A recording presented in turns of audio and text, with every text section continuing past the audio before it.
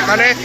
আচ্ছা, এটা কি জনগণ জানতে পেরেছি? হ্যাঁ, এটা কেন পাবলিক আগুন দেয় না? ওই যে আপনারা দেখতে পাচ্ছেন ওই যে মোটর সাইকেলটি গাড়ির নিচে, ওই মোটর সাইকেলটি প্রতাপ বাজারের ওখান থেকে নিচে পড়ছে।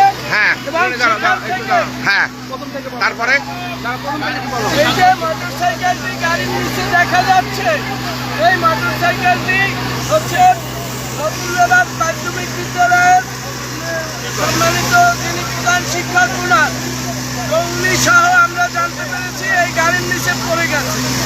তো গাড়ির ওইখান থেকে গাড়ির নিচে বেজে এই প্রায় 1 কিলোমিটার চলে আসছে। ওই রাস্তার ঘর্ষণে হয়তো বা মোটর সাইকেলের যে ফুয়েলটা থাকে ওইটা লিকেজের মাধ্যমে অগ্নিকাণ্ড ঘটছে।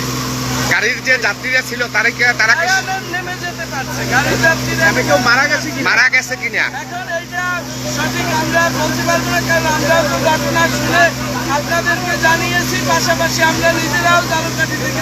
ধন্যবাদ আপনাকে।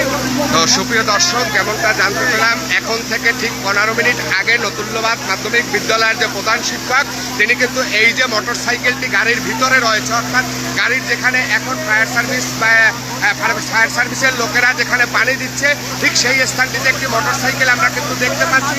যদি জুম করে দেখানোর চেষ্টা করি সেখানে কিন্তু আমরা একটি মোটর সাইকেল দেখতে পাচ্ছি।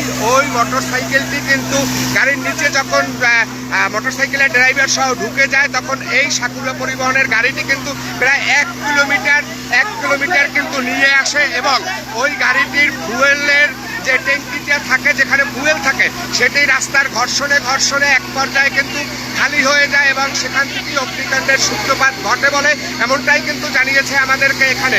আর এখানে কিন্তু ফুয়েলের যে ট্যাঙ্কিটা রয়েছে সেখানে ঝালকাঠি ফায়ার সার্ভিসের কর্মীরা কিন্তু সেই ট্যাঙ্কির ভিতরে পানি দিচ্ছে, এমনটা কিন্তু আমরা দেখতে পাচ্ছি।